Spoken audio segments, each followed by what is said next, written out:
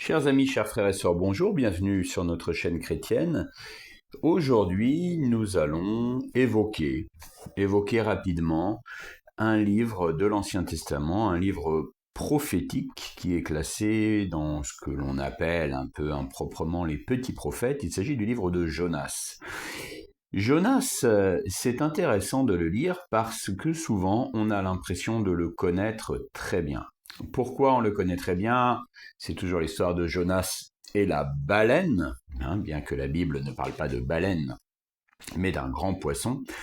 Et donc, l'histoire de Jonas et la baleine, bien pour vous faire une confidence, moi c'est la première histoire biblique que j'ai lue dans une revue pour enfants, qui raconte évidemment Jonas qui se fait dévorer, qui se fait avaler, on va dire plutôt, par cette baleine, ce grand poisson, nous dit la Bible. Et puis c'est aussi évidemment une histoire qui est restée connue parce que le Christ a déclaré qu'il serait donné le signe de Jonas, c'est-à-dire qu'il a fait lui-même une analogie entre le temps qu'il a passé au tombeau et le temps que Jonas a passé dans le corps, dans l'estomac peut-être, du grand poisson 3 jours et 3 nuits. Donc on a l'impression de bien connaître le livre, et je pense qu'on le lit assez rarement pour ce qu'il est en tant que tel. Et donc je vais vous donner quelques clés de lecture. Pour commencer, une première information, c'est un livre qui est assez court. Il ne fait que 4 chapitres, mais ce sont en plus de petits chapitres. Donc, le livre de Jonas se lit vraiment très bien.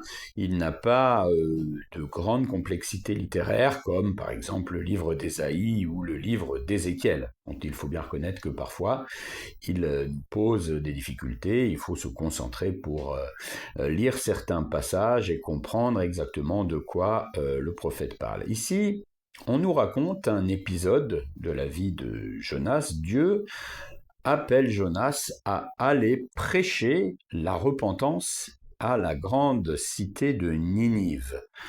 Ninive, c'est une ville d'Assyrie.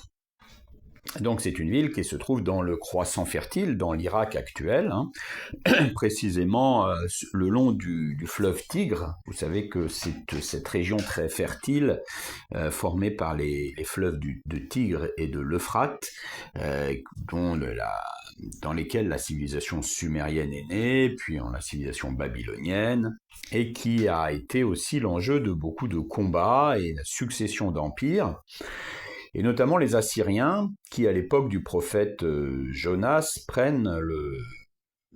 ont le contrôle de cette région. Alors, c'est un étonnement pour nous qu'on envoie un prophète juif, Jonas vient de la tribu de Zabulon, pour aller prêcher la repentance. C'est une grande cité païenne, et pourtant c'est bien ce que Dieu lui demande de faire. Alors, quelques mots du contexte. Jonas est un prophète qui est cité dans le livre des rois. Vous le retrouvez mentionné au 14e chapitre du 2e livre des rois, dans 2 Rois 14. Vous savez, les livres des rois racontent tout simplement l'histoire des rois d'Israël et de Juda. Petite précision, mais je vais vraiment y revenir dans une vidéo, je vous le promets. Nous parlons ici du royaume du Nord. En un mot, à la mort du roi Salomon, le royaume se sépare en 2 parties. Les tribus de Juda et de Benjamin vont former le royaume du Sud, qu'on va appeler le royaume de Juda, autour de Jérusalem.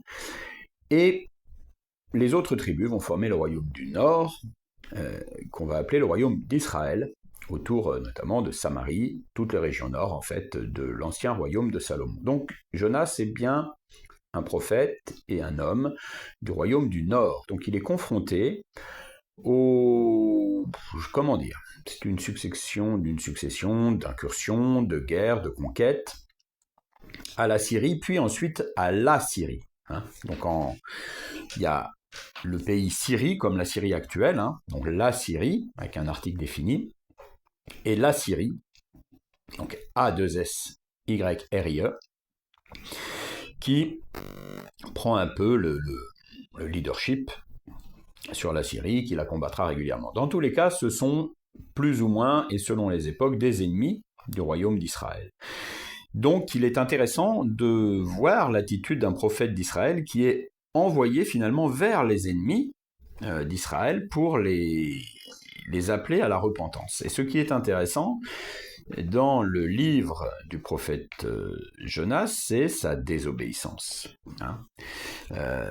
Avant d'être avalé par ce grand poisson, bien, le prophète va désobéir, il va refuser d'aller à Ninive, il désobéit à Dieu, il cherche à s'échapper de sa tâche, du ministère qu'on lui confie, de la mission qu'on lui confie, et il va prendre le bateau et cingler vers l'ouest pour échapper, donc la direction vraiment opposée à Ninive, pour échapper à ce que lui demande l'Éternel. Il sera rattrapé, vous le lirez dans le livre, je ne suis pas là pour le raconter en détail, il va demander à être jeté à l'eau, puis il va être avalé par ce grand poisson, rejeté, donc sauvé par Dieu, suite à sa repentance, à ses regrets d'avoir désobéi, et il va se rendre à Ninive. Mais la désobéissance n'est pas finie, car en fait Jonas part à Ninive avec des a priori. Pour lui, Ninive est une cité ennemie, en plus elle a la réputation vraiment cruelle, et il n'imagine pas que Dieu va pardonner à cette ville qui a fait tant de mal à son peuple. Et pourtant, c'est ce que Dieu va faire, il va déjouer les a priori, il va déjouer ce que le prophète attendait de Dieu, et faire sa volonté. Et c'est là que le livre est très intéressant. La volonté de Dieu n'est pas toujours conforme à ce que l'on imagine, à ce que l'on souhaiterait. Et le pardon que Dieu accorde à la ville de Ninive en l'épargnant du châtiment surprend le prophète à tel point qu'il s'abandonne, il s'assoit, il refuse désormais de d'exercer son ministère. Et dans une très belle image que je vais vous laisser découvrir au chapitre 4, Dieu va utiliser ce qu'on pourrait appeler une leçon de choses, de biologie presque, en faisant naître une grande plante, un ricin, qui va donner de l'ombre à Jonas, puis en faisant mourir le ricin, et en faisant une comparaison entre le fait que Jonas pleure sur la mort du ricin, mais ne pleure pas sur le fait que les plus de 100 000 habitants de la ville de Ninive aient été sauvés. Donc c'est un récit simple mais direct, je trouve très direct, et qui rafraîchit, qui nous remet en question, qui nous interroge sur notre façon, je dirais, d'interpréter la volonté de Dieu. Et c'est pas toujours facile de savoir si on fait la volonté de Dieu ou pas, notamment dans nos ministères, ou même si on n'a pas un ministère particulier dans ce que Dieu nous appelle à faire. Et donc, je vous encourage évidemment à la lecture de ce livre. Un mot sur la structure littéraire du livre, sans rentrer dans trop d'analyses compliquées. Il y a un peu de, vous verrez, dans les 4 chapitres, il y en a 2 qui sont plutôt des chapitres de récit, chapitres 1 et 3.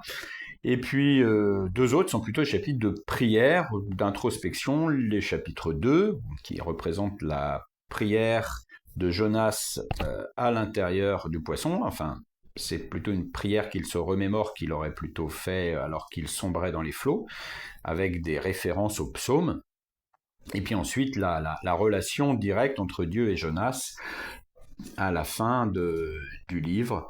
Donc il y a comme ça une espèce de parallèle dans le livre qui construit le récit. Voilà, donc je vous encourage à la lecture du livre du prophète Jonas, qui, je ne l'ai pas précisé, est un prophète qui exerçait son ministère prophétique sous le règne du roi Jéroboam II, dans le royaume d'Israël. Voilà.